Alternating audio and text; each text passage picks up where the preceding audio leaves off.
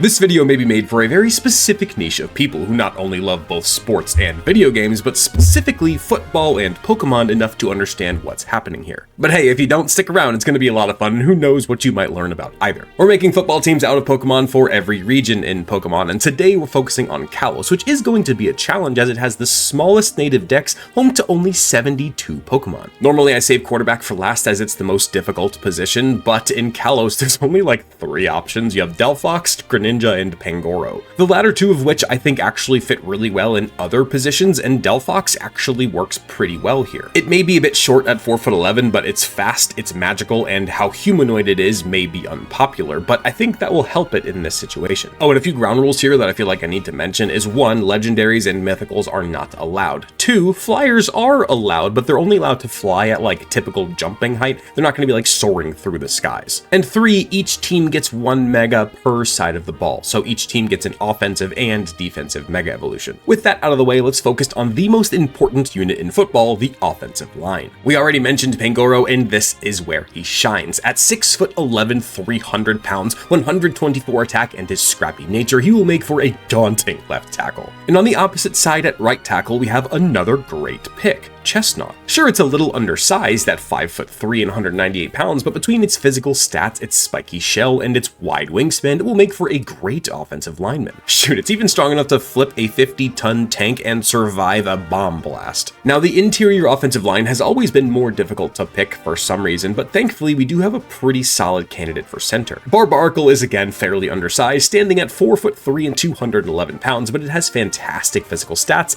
it has good enough mobility, and not to mention its 4 arms, helping it both snap the ball to the quarterback and block the defense simultaneously. Then flanking it at either side of those guard positions, we go with the duo of grass and ghost types. We have Trevenant and supersized Gourgeist. Trevenant is 4'11", 156 pounds, but look at those ghostly tree branch claws and the roots that it can use to anchor itself in the pass. And supersized Gourgeist is at least 5'7", but it's only 86 pounds, which may seem like a liability, but as you'll come to see, okay, yeah, no, it's definitely a liability, but Kalos has so few options that if we stack our offensive line, our defense is going to be completely barren. So with that being said, this offense is going to need some weapons to move the ball, and we'll start closest to the line with tight end. Which, if you didn't know, tight end is like a hybrid position where you both block like a lineman and catch passes like a receiver. Therefore, we go with the pseudo-legendary Pokemon of Kalos, Goodra. It is a whopping 6'7" and 311 pounds, but wait, it also has 80 speed. I know we've had some amazing tight ends in this series so far, but Goodra absolutely contends with the best of them. Especially with its hidden ability Gooey helping slow down rushers both in pass protection and run blocking. And the receivers in Kalos are also pretty nasty actually. For our wide receiver 1, we loop back to our 3rd starter in Kalos, Greninja, which I don't think I need to explain why this is going to make for like one of the best receivers in the league. I mean, it's a ninja frog with 122 speed, not to mention, you know, the whole nimble jumping of a ninja and the extendable tongue to catch the ball. It's gonna be insane. And at wide receiver 2, we go with another dragon, Noivern, who is a pretty decent 4'11" and 187 pounds, but it has 123 speed, and I'm sure it can make some aerial catches with either its little hands or its mouth like Airbud. For our wide receiver 3, we're gonna go with like a slot receiver type of guy. We need somebody who's smaller and nimble, but tough enough to catch some balls in those open zones over the middle of the field. But we cannot be stealing these great athletes from the defense. So instead, we lend from the same idea as our wide receiver 1, and we go with Frogadier. Sure, it's only 2 foot tall, but again, it's a ninja frog with 97 speed, which by itself is faster than most of the Unova team. I think it'll be fine. I normally like to have some stronger running backs with more presence, but again, Kalos does not have a lot of options, so instead we're going to go with more of like a scat back, who's going to speed around the outside and maybe even make some catches. We go with Heliolisk, who is only 3'3" and like 49 pounds, but it has 109 speed, but just wait. It stimulates its muscles with electricity, boosting its strength in its legs, enabling it to run 100 yards in 5 seconds. Tell me that wasn't absolutely meant to be here. So that is our starting lineup of our 11 offensive players, but before we move on to defense, I do want to throw Diggersby at backup running back and Dragalge at backup tight end. Diggersby is also pretty small, but with its decent speed and huge power, hopefully it will give us some much needed power for some goal line pushes. And Dragalge is just kind of a blocking tight end, I guess. It's pretty big, but that's kind of all it has going for it. I just wanted it on the team. This offense is genuinely looking pretty dangerous, and we haven't even picked a Mega yet, but you cannot win games like that if your defense can't make a stop. Just ask the Bengals. Since Kalos in general is a pretty small region, both in quantity and in actual size, we're going to run a base 3-4 defense, which means they're going to have 3 down linemen and 4 linebackers behind them. And the star on this defense might just be the despot Pokemon himself, Tyrantrum, playing defensive end. His main job is to break through the line and get to either the quarterback or the running back, whoever has the ball. And boy, is he gonna be good at that. He is sitting at 8 foot 2 inches tall, 595 pounds, 71 speed, and 121 attack. Not to mention its rock head ability, allowing it to smash through that line with no remorse. Again, there have been a lot of really terrifying defensive ends in this series, but Tyrantrum is among the best. At the opposite side of defensive end, we go with one you might not actually expect. It's Aurorus. Sure, it doesn't look all that aggressive or imposing, but it's still 8 foot 10 inches tall and 496 pounds with very formidable stats of its own. It may not be the best pass rusher in the league, but you know that it's going to be swatting down plenty of passes at the line before they can even get past it. At defensive tackle, I was originally a bit concerned when chat put up the idea of Avalugg here, because it's a table, it's flat, they're just gonna jump over him and keep running, right?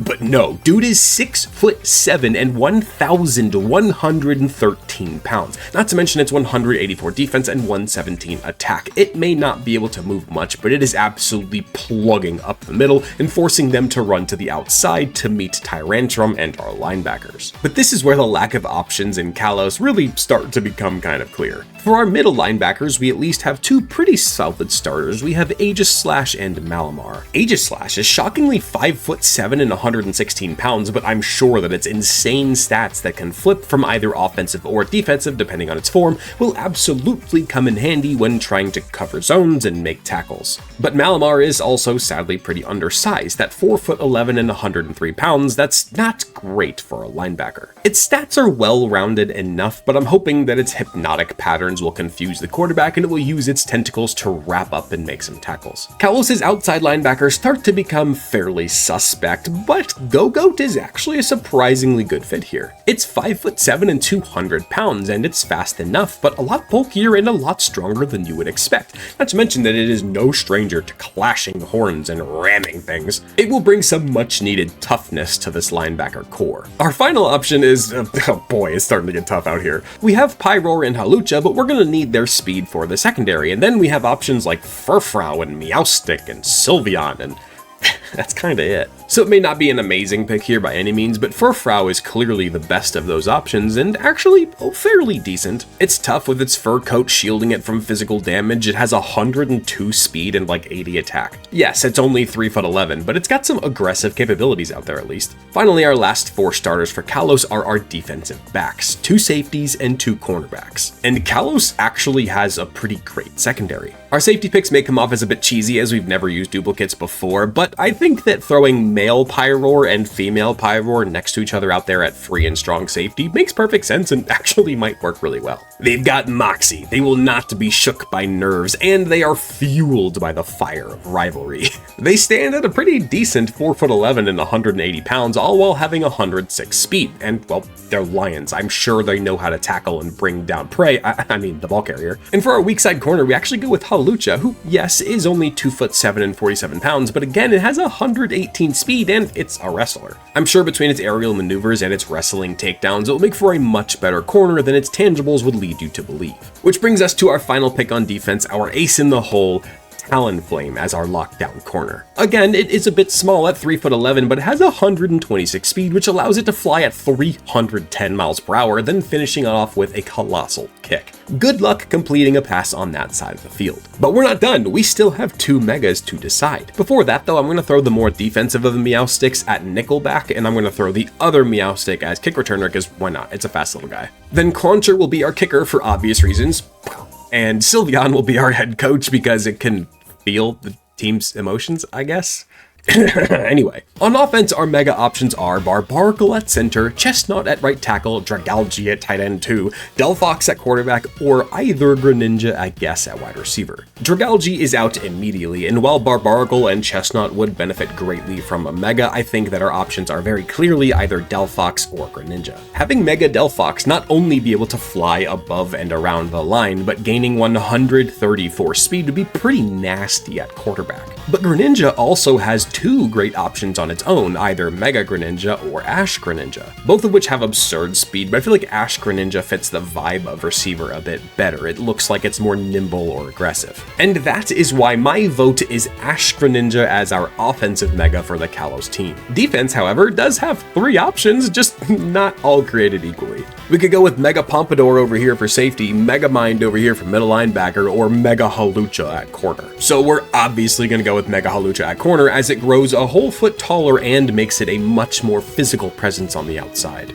And with that, I present to you the Kalos King Shields. How do you think they'll match up directly against the 2D regions that we've done so far? We'll find out at the end of this series, but either way, thank you so much for being here. I hope you enjoyed watching enough to subscribe and comment. I'll see you in Alola.